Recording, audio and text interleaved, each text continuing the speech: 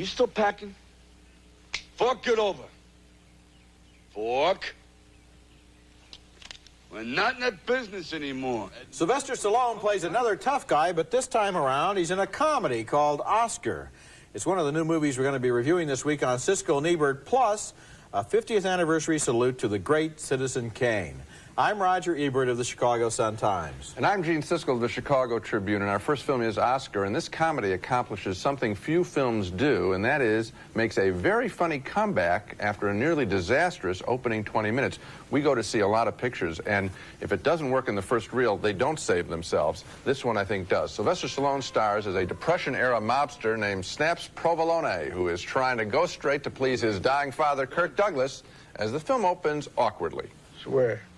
In front of your family, in front of Padre Clemente, in front of Jesus Cristo, in front of Madonna. What? Swear, you become honest man. Give up the shameful life. Well, Pop. It's kind of lame and obvious, and not much better is another early scene where a young mob accountant, Vincent Spano, asks Stallone for his daughter's hand in marriage. My daughter? How do you know my daughter? Actually, Spano is in love with a young woman who isn't Snaps' daughter. She's only pretending to be. The real daughter is a whining pill played by Marisa Tomei. You're not gonna marry that monkey. You're gonna marry the man I picked out for you, Bruce Underwood III. I don't want to marry Bruce Underwood. He's a snob and he's got pimples. After all that, though, the movie Oscar finally gets rolling with some very funny scene-stealing supporting players, a couple of fastidious, quarreling tailors, the Finucci brothers, played by Martin Ferrero, and the chameleon-like Harry Shearer. Snaps complains to them about his need for his daughter to find a husband, and she's told him, falsely, that she's pregnant. No, look at us. We already married. Gee, we married real good. I've got them bambinos. He got eight. You don't got them bambinos. I got them bambinos. Oh. I got Anna Maria. I got Salvatore. I got Fabrizio. I got Antonio. I got Mario. I got Big Luigi. I got Little Luigi. Oh, by the way, congratulations on your daughter marrying Bruce Underwood. Don Amici has a cameo as a priest, and here we meet briefly the film's funniest character, a language tutor, Dr. Poole, played by Tim Curry, assigned to help Snaps snap up his vocabulary. Anthony, she's not marrying him anymore. What? Well, that's a shame. But she's young. Someday she'll find the right one. She's found the right one. Who? Dr. Poole. Dr. Poole? Hello? Now the film is cooking, and we get a clever, fast-talking scene between Snaps and his dumbest henchman, talking about daughters and marriages and pregnancies and identical suitcases full of money and jewels and women's underwear. No, you blockhead. He stole it, then he gave it back to me. Why'd he give it back to you? To buy back the jewels. What jewels? The jewels he stole from me. He stole jewels from you, too? Yeah, so he could marry my daughter. Lisa. Not Lisa, Teresa. How come nobody's never met this daughter, Teresa? Because she's not my daughter, capiche? Yeah. Your daughter's not your daughter. And the cash that used to be the jewels is now your underwear. Now you got it. I got it. I don't even know what I'm talking about. I'm not sure if a scene like that works out of context, but within the film, that stuff is very funny. Oscar is a funny throwback to the tightly written, lickety-split comedies of the 30s, and it is very funny at times. It's a pleasure to encounter a script and a storyline that has been really well thought out. This is based on a French play and a movie, and the adaptation is terrific. Stallone is just okay, I think, as the lead, but it's the supporting cast, all these crazies that are constantly walking in and out, that really recommend Oscar. You know, you put your finger right on it. This movie started slowly. I am not a fan of comedies about gangsters set in the early 30s with all of the running boards on the cars and the fedora hats and everything. This stuff has been done so often, I'm sitting there thinking, boy, this is really a dog, you know, and then I laughed. And then I laughed again. Then the Finucci brothers came in, and I really started laughing. And then when Tim Curry comes in as that Dr. Poole, the elocution coach, I was laughing and then at the end of the movie, I sat there and I said, I don't know how this movie did it, but it did just what you said it did. It turned itself around. It's a good movie. It's a funny movie. It really is. It doesn't happen very often, and I don't think it was set up to turn itself around. I think the comedy was very bad with the Kirk Douglas slapping Stallone and all this sort of stuff. Doesn't work at all. Stallone, I think, doesn't have the best comedy time. Stallone's character has to be the center of things, in a way. Stallone has to kind of stand there and be the straight man, and they just keep throwing one character actor after another at him. It's a thankless role, and I think he does just fine. Well, except that when he runs up the stairs, like, he runs too fast. He doesn't run like a mobster, he runs like Rocky Balboa. I think that's a mistake. Let him do it. That's okay. Our next movie is named Toy Soldiers. And this one, for me, was one of those movies where you get the feeling the filmmakers must have screened a lot of other movies before they made this one, and they borrowed and plundered everything they thought would possibly work. The movie stars Sean Astin as the leader of a bunch of troublemakers at a private school for kids who've been thrown out of other schools. The dean, played by Lou Gossett, catches him selling booze to the other students. Who's next? If you're gonna kick me out, kick me out. Don't make me look like a narc to my friends. If we expelled you, that'd make 4 prep schools in 4 years. You're trying for the Guinness Book of Records? Then the school is occupied by desperate terrorists. Their leader, played by Andrew Divoff, holds these kids hostage to put pressure on federal prosecutors who have jailed the leader's father, a South American drug lord. Of course, it's up to the kids to figure out a way to outsmart these terrorists. We need to find out everything about these guys that are holding us. How many of them there are, what kind of guns they have, all that stuff. And needless to say, the message of the movie is one made familiar by countless other films.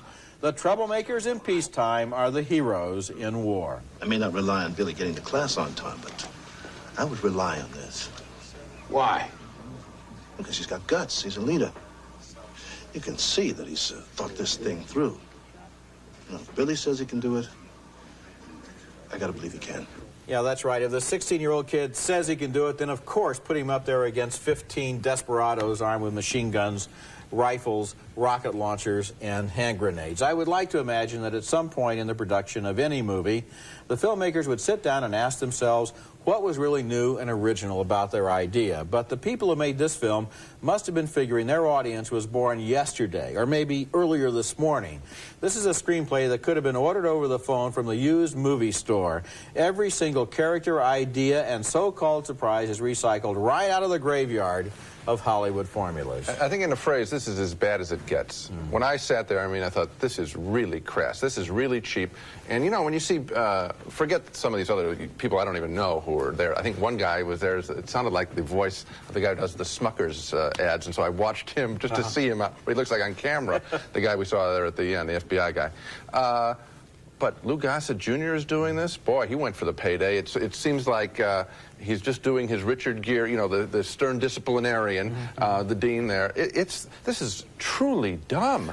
There isn't a scene that makes any sense here. You're attacking Lou Gossett because he's visible and he's on the screen. I'll attack them all. I'll attack every single one. A better role in a better movie. What I blame is the studio system and the people who put money into stuff like this, and this is the best they can come up with. Why aren't they coming up with better movies for Lou Gossett and everybody else? Because this one doesn't show 1 ounce of thought. Coming up later in the show, another look at Citizen Kane, often called the greatest movie ever made. It's 50 years old this week.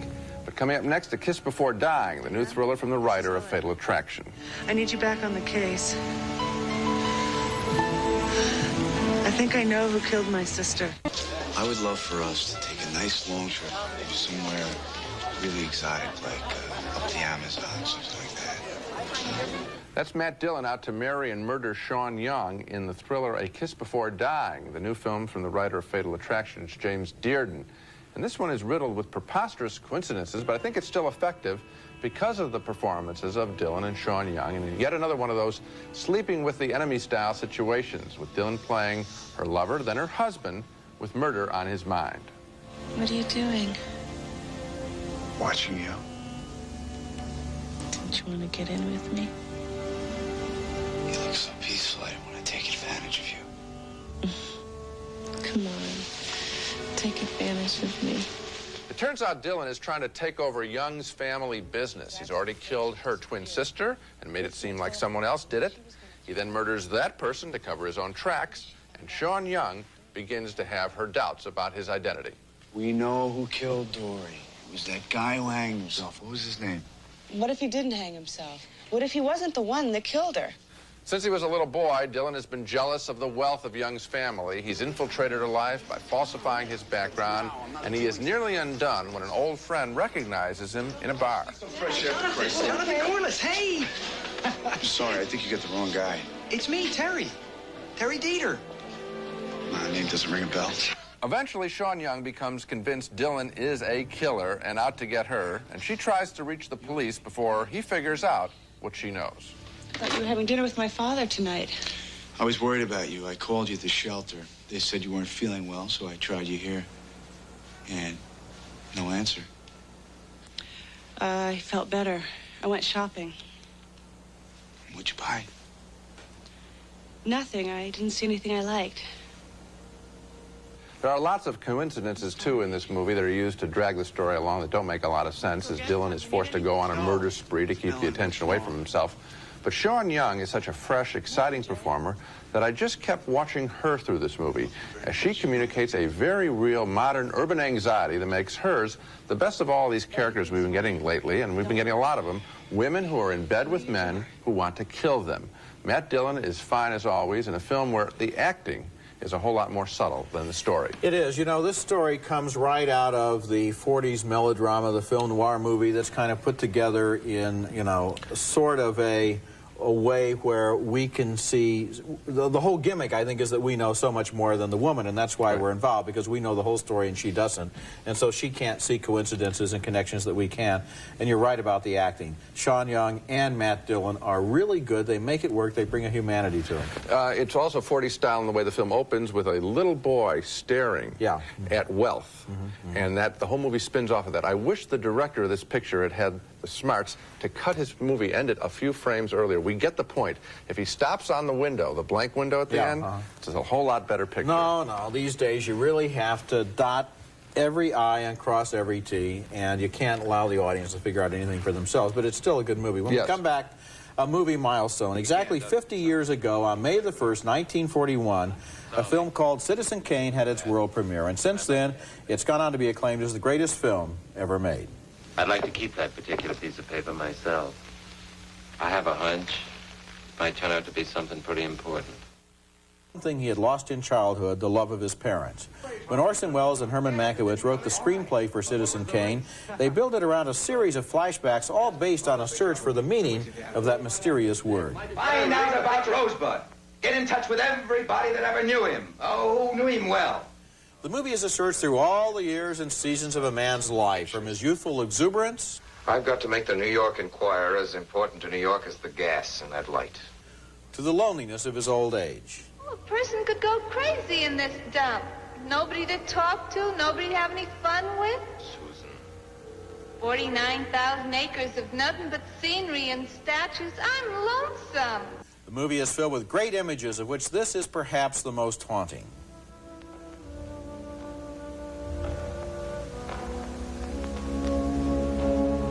And it uses great filmmaking shorthand to condense the entire story of a disastrous opening night at the opera into one shot, this shot.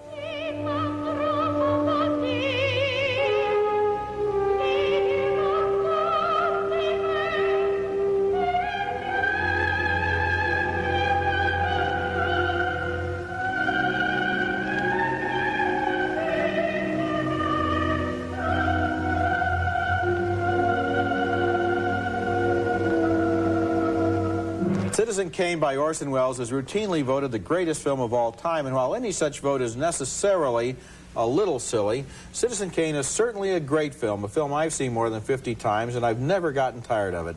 It's sad, it's funny, it's satirical, it's poetic, it's filled with technical innovations that revolutionize the development of movies, and it has a haunting quality that gets inside of you and stays there.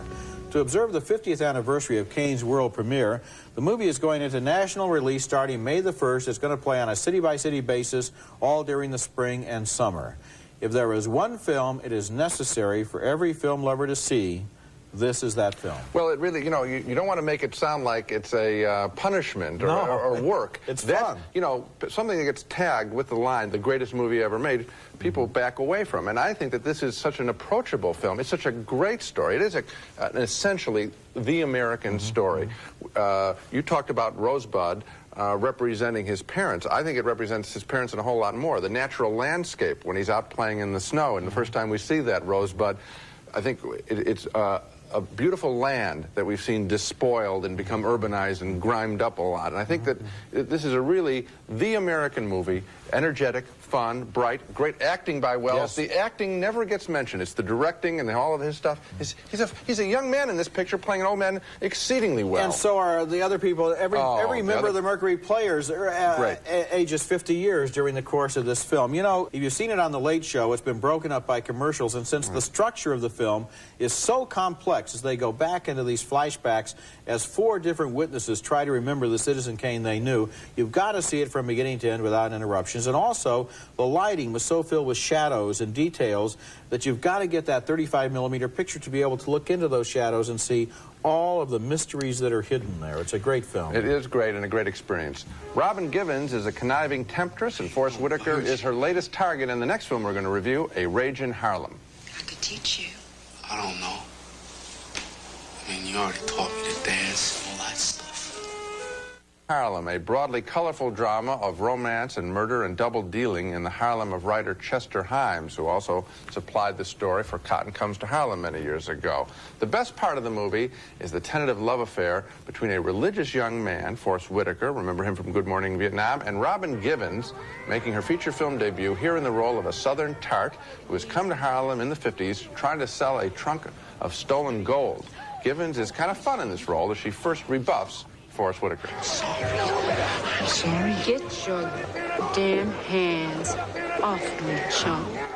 Later, she decides she needs him to get the gold, which in turn has been stolen from her. You a virgin, Jackson? Why you want to ask me a question like that for? I'll take that as a yes. One colorful character after another pops up here, including Gregory Hines as Goldie, Forrest Whitaker's scheming half-brother who is convinced that Givens has only greed in her heart. You've been suckered, and your gal run off with the stud that took your money. She didn't run off. They took her, Sherman. And she's in trouble, too. I know it. I can feel her. She's in trouble? You the one's in trouble. In its more dreary, familiar moments, A Rage in Harlem offers routine feuding and fussing, black gangland style. Danny Glover plays a mob boss. Go to Weasel! Slim! Go to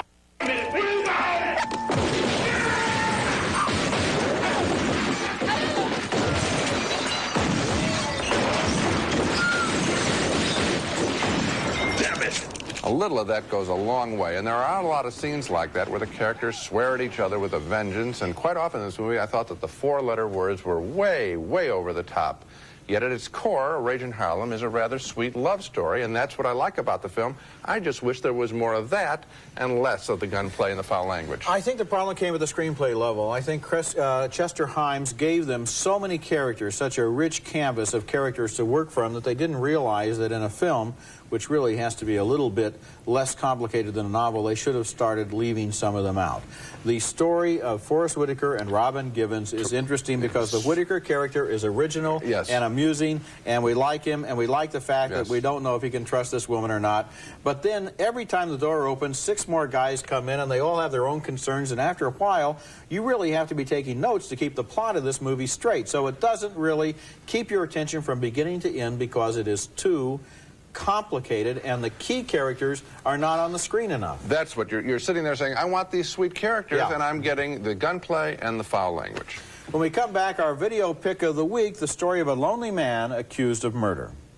A movie you might enjoy watching at home on cassettes or discs. And my pick this week is a film that was second on my list of the 10 best films of last year, right there between Goodfellas and Dances with Wolves.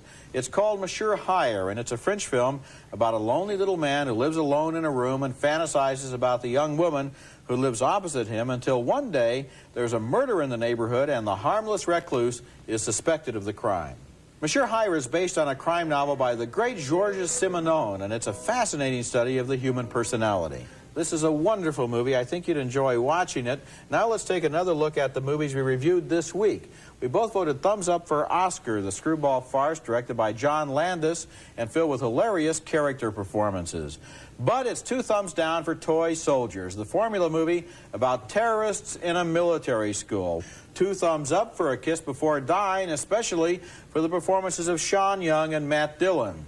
But 2 thumbs down for A Rage in Harlem, where a sweet relationship between Forrest Whitaker and Robin Givens is lost in a cluttered plot. And, of course, we also reviewed Citizen Kane, but it feels kind of silly giving thumbs up to that. It's on my list of the greatest films ever made, that's for sure. I think that the other thing that people would really be in error of missing would be Tim Curry's performance as the tutor in Oscar. It is very funny. It is as good as Kevin Kline's work in A Fish Called Wanda. He won an Oscar for that. That's right. This guy is really funny. You're absolutely right. That is it for this week. Next time, a special show on the movies that we loved as kids. When Gene and I were going to the pictures, these are the ones we remember. They may be your favorites, too. We'll see how they hold up and what they say about films today. That's next week, and until then, the balcony is closed. Style Plus, a new shampoo and conditioner in one, with 3 conditioning levels, one affordable price.